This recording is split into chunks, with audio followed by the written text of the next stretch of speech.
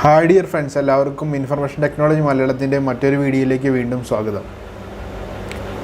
അപ്പോൾ ഇന്നത്തെ ഈ വീഡിയോയിൽ നമ്മൾ വിൻഡോസ് 11 നിങ്ങളുടെ പി സിയിൽ ഇൻസ്റ്റാൾ ചെയ്യുന്നതിന് മുൻപ് മൈക്രോസോഫ്റ്റ് റെക്കമെൻഡ് ചെയ്യുന്ന ചില റിക്വയർമെൻറ്റ്സ് ഉണ്ട്. അത് നമ്മൾക്ക് എങ്ങനെ നിങ്ങളുടെ പി സിയിൽ ചെയ്യാമെന്നുള്ളത് ഞാൻ ഡെമോ കാണിച്ചു തരാം. I will show you how to fix the problems with Windows 11 requirement on your computer. There are 4 components which Microsoft require for your computer to support Windows 11. Windows 11 നമ്മളുടെ പി സിയിൽ install ചെയ്യണമെങ്കിൽ പ്രധാനമായും 4 requirement Microsoft പറയുന്നുണ്ട്. അപ്പോൾ അത് എങ്ങനെയാണ് നമ്മൾ P സിയിൽ ഫിക്സ് ചെയ്യുക എന്ന് നമുക്ക് നോക്കാം. നിങ്ങൾക്കറിയാമെന്ന് വിചാരിക്കുന്നു, നമ്മളുടെ കയ്യിൽ ഒരു വിൻഡോസ് 10 പി സി ഉണ്ടെങ്കിൽ അതിനെ നമ്മൾക്ക് ഫ്രീ ആയിട്ട് വിൻഡോസ് 11ലേക്ക് അപ്ഗ്രേഡ് ചെയ്യുവാൻ കഴിയും.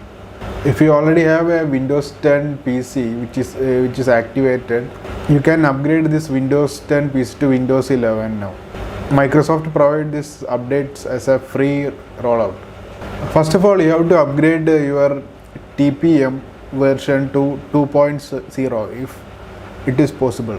നമ്മളുടെ പി സിയിൽ ഉള്ള TPM വേർഷൻ 2ലേക്ക് നമ്മൾ അപ്ഗ്രേഡ് ചെയ്യേണ്ടതാണ്.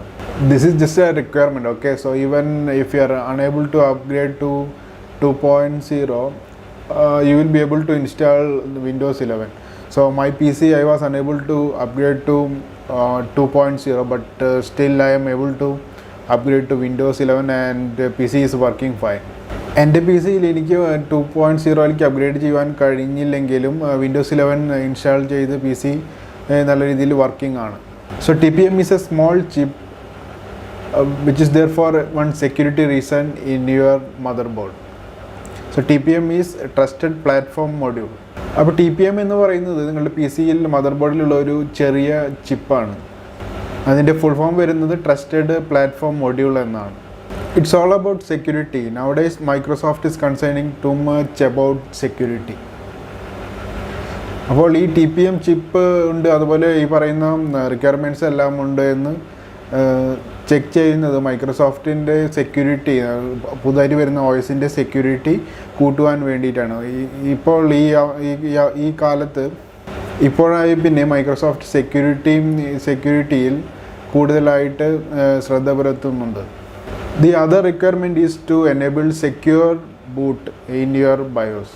അടുത്ത റിക്വയർമെൻറ്റ് വരുന്നത് സെക്യൂർ ബൂട്ട് എനേബിൾ ചെയ്യണം. നമ്മുടെ ബയോസിൽ സെക്യൂർ ബൂട്ട് എനേബിൾ ചെയ്യണമെന്നാണ് അടുത്ത റിക്വയർമെൻറ്റ് വരുന്നത്. നമ്മൾ ബയോസിൽ പോയി കഴിഞ്ഞുകൊണ്ട് നമുക്ക് സെക്യൂർ ബൂട്ട് എനേബിൾ ചെയ്യണമെന്നാണ് അടുത്ത requirement. The next requirement is to have UEFI. So to install Windows 11, your BIOS should not be in legacy mode. It should be in UEFI mode. അടുത്ത requirement വരുന്നത് UEFI mode ഉണ്ടായിരിക്കണം എന്നുള്ളതാണ്. നിങ്ങളുടെ BIOS legacy മോഡിലായിരിക്കരുത്, നിങ്ങളുടെ BIOS UEFI മോഡിലായിരിക്കണം. So the main difference between UEFI and legacy mode is that, so the UEFI mode is the latest mode to boot your computer. UEFI mode എന്ന് പറയുന്നതാണ് latest ആയിട്ടുള്ള technology വെച്ചിട്ട് computer boot ചെയ്യുവാൻ വേണ്ടി ഉള്ള ഒരു technology എന്ന് പറയുന്നത്. So your computer will use UEFI to boot your computer without using the BIOS firmware. അപ്പോൾ ഈ UEFI മോഡിലാണെന്ന് വെച്ച് കഴിഞ്ഞാൽ നമ്മൾ ബയോസിൻ്റെ ഫേംവെയർ അധികം ഉപയോഗിക്കാതെ തന്നെ നമ്മുടെ പി സി UEFI മോഡിൽ റീബൂട്ട് ചെയ്യുവാൻ, സെക്യൂറായിട്ട് റീബൂട്ട് ചെയ്യുവാൻ വേണ്ടി കഴിയും. അപ്പോൾ നമ്മുടെ പി സി അങ്ങനെ ബൂട്ട് ചെയ്യുവാനാണ് മൈക്രോസോഫ്റ്റ് റെക്കമെൻഡ് ചെയ്യുന്നത്. Then next thing is to check in Windows website whether your computer processor is fully supported with Windows 11. അടുത്ത കാര്യം, നമ്മൾ വിൻഡോസ് വെബ്സൈറ്റിൽ പോയി നോക്കേണ്ടതാണ് നിങ്ങളുടെ കമ്പ്യൂട്ടറിൻ്റെ പ്രോസസ്സർ വിൻഡോസ് 11ലേക്ക് ഫുള്ളി സപ്പോർട്ടഡ് ആയിട്ടുള്ളതാണോ എന്ന്. So the first thing we have to do is to check our P C whether our P C is capable of upgrading to Windows 11. So we will be using Windows PC Health tool to check this. അപ്പോൾ നമ്മുടെ P C Windows 11ലേക്ക് upgrade ചെയ്യുവാൻ പറ്റാവുന്ന രീതിയിലുള്ളതാണെന്ന് check ചെയ്യാൻ വേണ്ടി Windows PC Health tool ആണ് നമ്മൾ ഇവിടെ ഉപയോഗിക്കുന്നത്.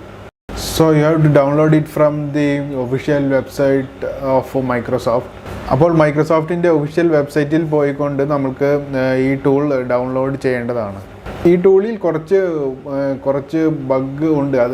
അതായത് നമ്മൾ ഈ മുഴുവൻ റെക്കമെൻഡഡ് ഫീച്ചേഴ്സും എനേബിൾ ചെയ്ത് കഴിഞ്ഞാലും ഈ ടൂൾ ചിലപ്പോൾ നമ്മളുടെ PC കമ്പാറ്റബിൾ അല്ല എന്ന് പറയുന്നുണ്ട്. അതുകൊണ്ടായിരിക്കാം ചിലപ്പോൾ അവർ മൈക്രോസോഫ്റ്റ് വെബ്സൈറ്റിൽ നിന്നും ഈ ടൂൾ മാറ്റിയിട്ടുണ്ട്. ഇനി പുതിയ വേർഷൻ അപ്ഗ്രേഡ് ചെയ്തിട്ട് ആ ടൂൾ അവിടെ ഇടുമെന്നാണ് തോന്നുന്നത്.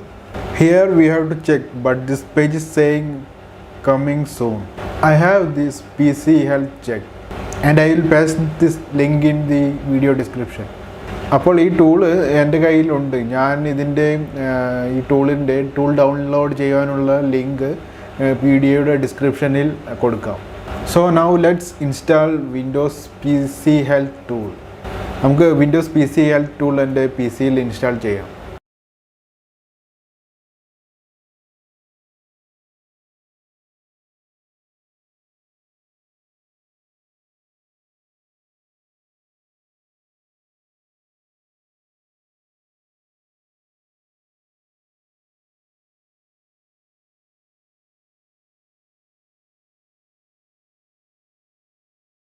So let's click on check now.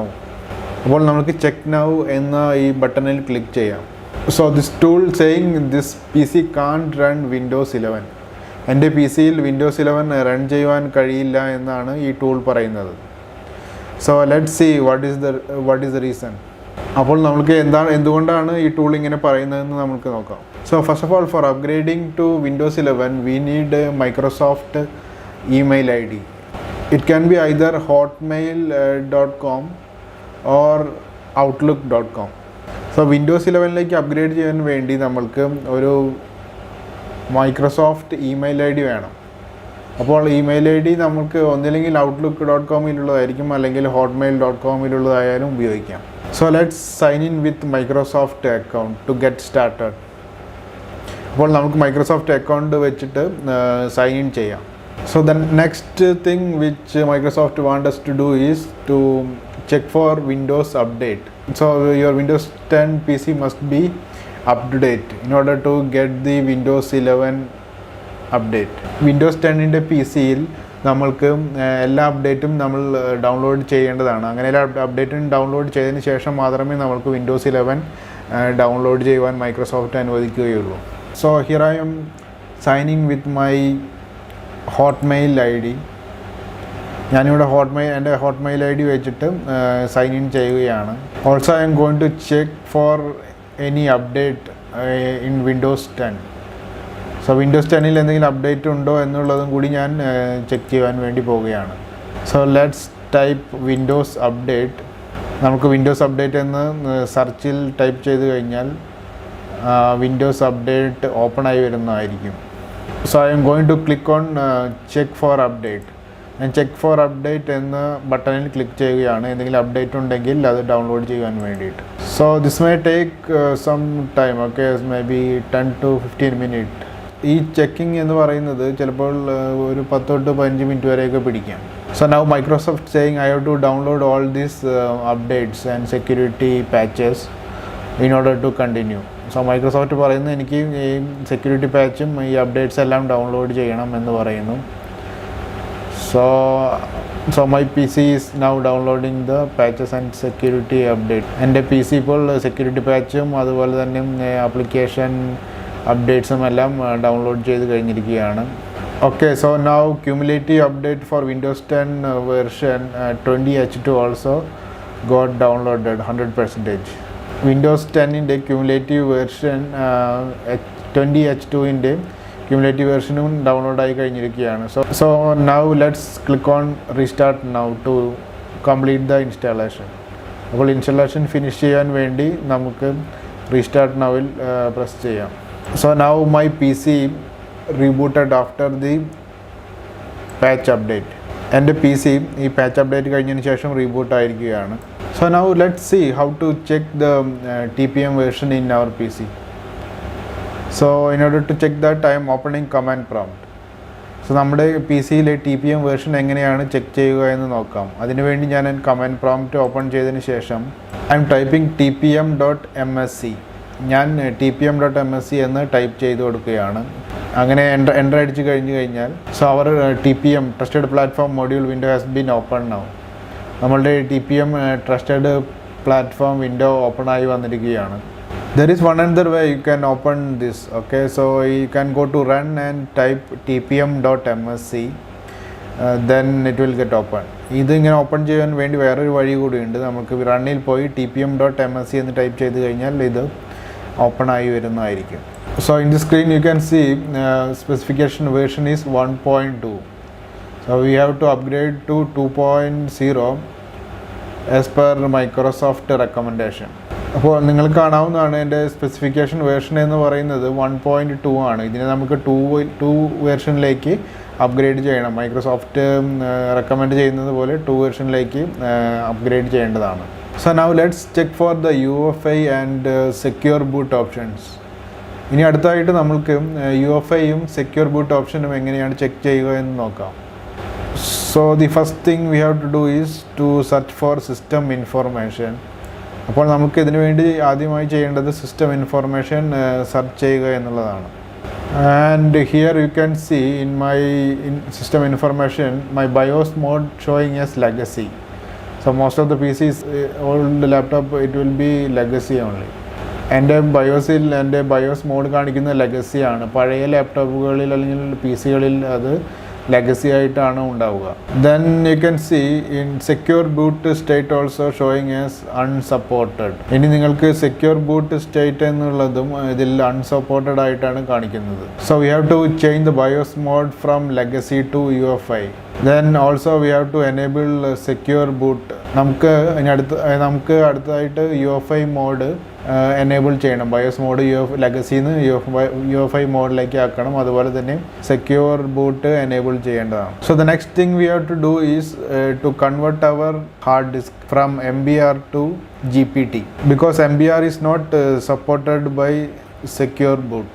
അടുത്തായിട്ട് നമുക്ക് ചെയ്യേണ്ടത് നമ്മളുടെ ഹാർഡ് ഡിസ്കിനെ MBR മോഡിൽ നിന്നും GPT ഫോർമാറ്റിലേക്ക് ആക്കേണ്ടതാണ്. കാരണം ഈ MBR എന്ന് പറയുന്നത് സെക്യൂർ ബൂട്ട് സപ്പോർട്ടഡ് അല്ല. So in order to check that one we will open my computer, then we will go to manage. അപ്പോൾ അത് ചെക്ക് ചെയ്യുവാൻ വേണ്ടി നമ്മൾ മൈ കമ്പ്യൂട്ടർ ഓപ്പൺ ചെയ്ത് മാനേജ് ഓപ്പൺ ചെയ്യുക. Then let's go to disk management. അതിനുശേഷം നമ്മൾക്ക് ഡിസ്ക് മാനേജ്മെൻറ്റിലേക്ക് പോവുക. Then right click on the C drive disk. അതിനുശേഷം C ഡ്രൈവ് ഡിസ്കിൽ റൈറ്റ് ക്ലിക്ക് ചെയ്ത് ദെൻ ഗോ ടു ദ പ്രോപ്പർട്ടിയിലേക്ക് പോവുക. Then select the volume tab. അതിനുശേഷം വോളിയം ടാബ് സെലക്ട് ചെയ്യുക. So now you can see in my situation it's already a GPT partition. So guided partition table. Okay, it's already there. എൻ്റെ കേസിൽ ഇത് guided partition ടേബിളിലാണ് already ഉള്ളത്. അതുകൊണ്ട് ഇനി convert ചെയ്യേണ്ടതായിട്ടില്ല. So if here instead of GPT it's showing as MBR master boot record, then you have to convert MBR to GPT. So അപ്പോൾ നിങ്ങളുടെ PCയിൽ ഇവിടെ GPT-ക്ക് പകരം MBR എന്നാണ് കാട്ടുന്നത്, മാസ്റ്റർ ബൂട്ട് റെക്കോർഡ് എന്നാണ് കാണിക്കുന്നതെങ്കിൽ നിങ്ങൾക്ക് MBR-ൽ നിന്നും GPT-യിലേക്ക് കൺവേർട്ട് ചെയ്യേണ്ടതായിട്ടുണ്ട്. So now let's see how we can easily convert this MBR to GPT. So like any major upgrade we have to make sure that our data is properly backed up before starting all these activities, especially our whatever files are there in our desktop and my document and whatever files are saved in the C drive. അപ്പോൾ ഏതൊരു upgrade ചെയ്യുന്നതിന് മുൻപ് നമ്മൾ ചെയ്യുന്നത് പോലെ നമ്മളുടെ പ്രധാനപ്പെട്ട ഡാറ്റകളെല്ലാം backup ചെയ്ത് വെക്കേണ്ടതാണ്. നമ്മൾ ഡെസ്ക്ടോപ്പിലുള്ള പ്രധാനപ്പെട്ട ഡാറ്റകൾ, മൈ കമ്പ്യൂട്ടറിലുള്ള പ്രധാനപ്പെട്ട ഡാറ്റകൾ, അതുപോലെ തന്നെ C ഡ്രൈവിലുള്ള പ്രധാനപ്പെട്ട ഡാറ്റകളെല്ലാം നമ്മൾ ബാക്കപ്പ് എടുത്ത് മാറ്റി വയ്ക്കേണ്ടതാണ്. So let's open the command prompt as run as administrator. അപ്പോൾ നമുക്ക് command prompt run as administrator ആക്കി ഓപ്പൺ ചെയ്യാം. And you have to type this command. So I will paste this command in the video description. അപ്പോൾ നിങ്ങൾക്ക് ഈ കമാൻഡാണ് type ചെയ്യേണ്ടത്.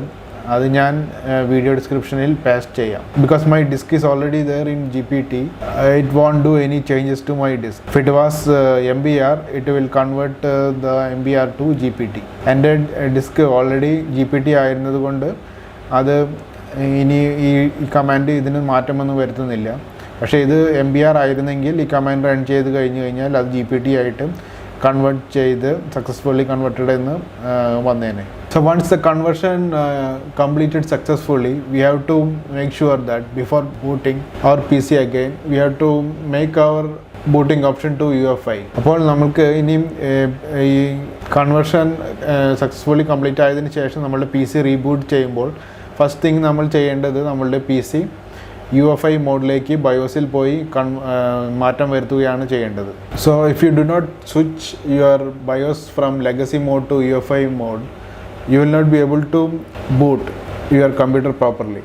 അപ്പോൾ ഇങ്ങനെ ചെയ്തതിന് ശേഷം നമ്മൾ ബയോസിൽ പോയി തീർച്ചയായും UEFI മോഡിലേക്ക് ലെഗസി മോഡിൽ നിന്ന് മാറ്റണം, എന്നാലേ നമ്മളുടെ PC നല്ല രീതിയിൽ ബൂട്ടാവുകയുള്ളൂ.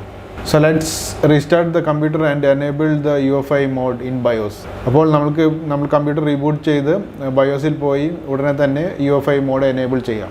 Also we can enable secure boot on. നമ്മൾക്ക് സെക്യൂർ ബൂട്ട് ഓൺ ആക്കുകയും ചെയ്യാം. So in order to get your system BIOS option while your PC is rebooting, you can press escape key.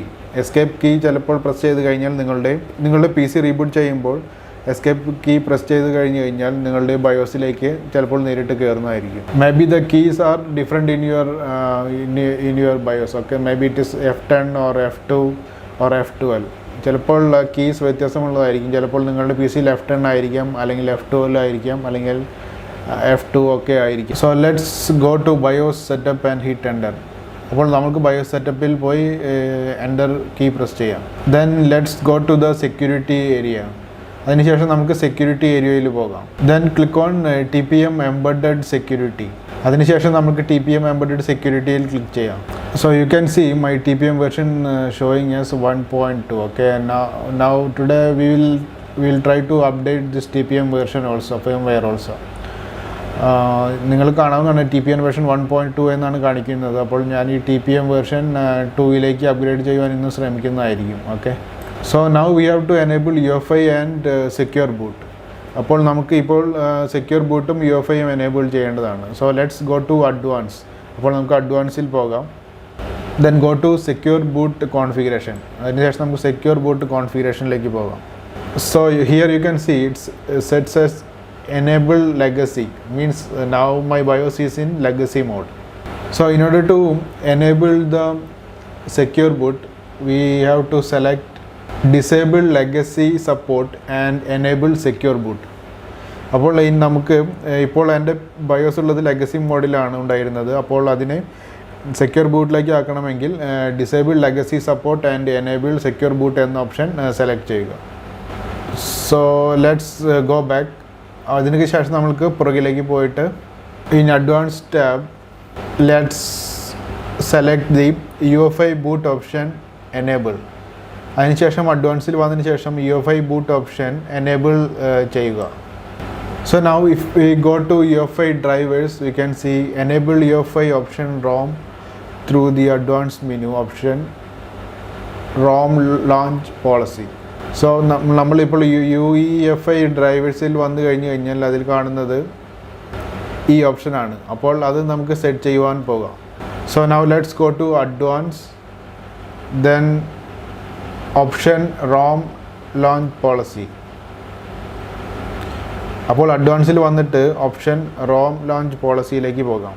So here we can see current configure option is all legacy. We have to change that one to all UEFI.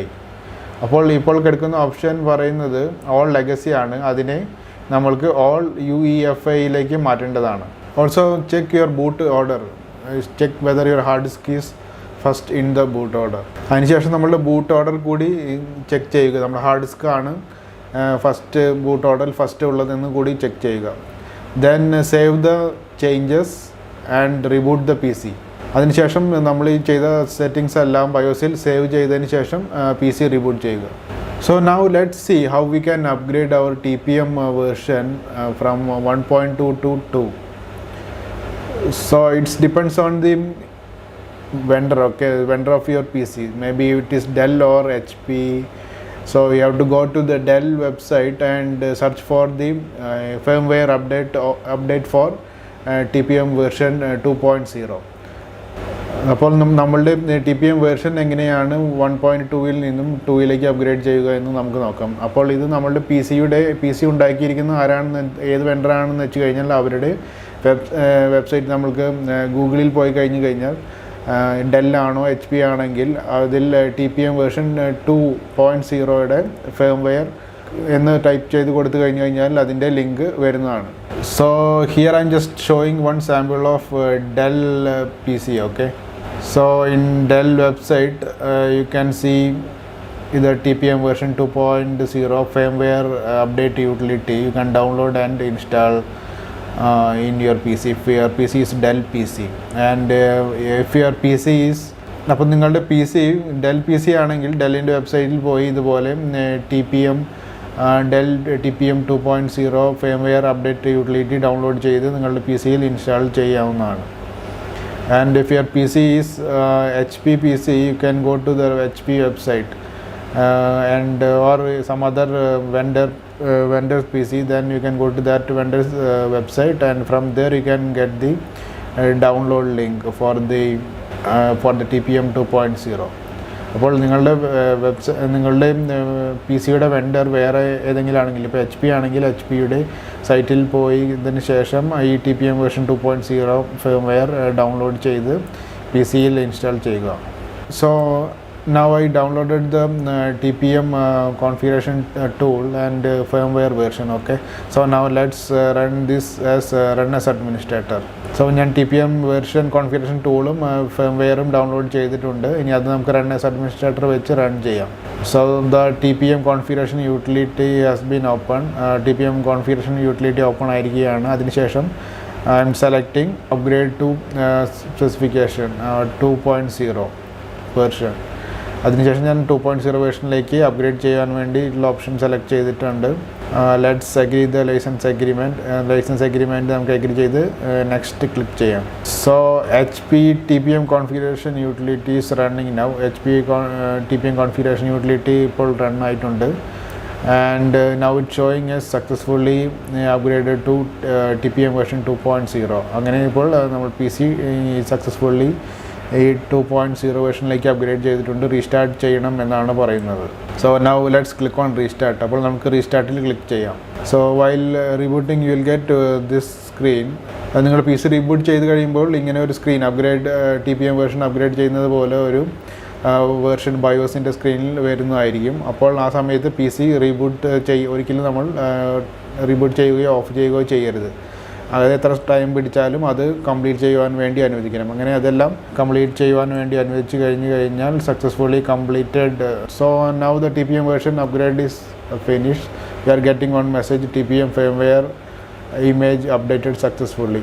അപ്പോൾ നമ്മുടെ PCയുടെ TPM chip version firmware version 2.0ലേക്ക് update ചെയ്തു എന്നൊരു message വന്നിരിക്കുകയാണ്. Now click on okay, then it will reboot and go to the Windows. അപ്പോൾ okay click ചെയ്ത് കഴിഞ്ഞാൽ ചിലപ്പോൾ റീബൂട്ട് ചെയ്ത് നമ്മളുടെ വിൻഡോസിലേക്ക് പോകുന്നതായിരിക്കും. So if you like this video, please subscribe and press bell button and enable all alert. നിങ്ങൾക്ക് ഈ video ഇഷ്ടമായി കഴിഞ്ഞാൽ സബ്സ്ക്രൈബ് ചെയ്യുക. ഈ ചാനൽ സബ്സ്ക്രൈബ് ചെയ്തതിന് ശേഷം ബെൽ ബട്ടൺ പ്രസ് ചെയ്ത് എല്ലാ അലർട്ടും എനേബിൾ ചെയ്യുക. So in the next video we are going to see how to upgrade to Windows 11. അടുത്ത വീഡിയോയിൽ നമ്മൾക്ക് എങ്ങനെയാണ് Windows 11ലേക്ക് അപ്ഗ്രേഡ് ചെയ്യുക എന്നുള്ളത് നോക്കാം.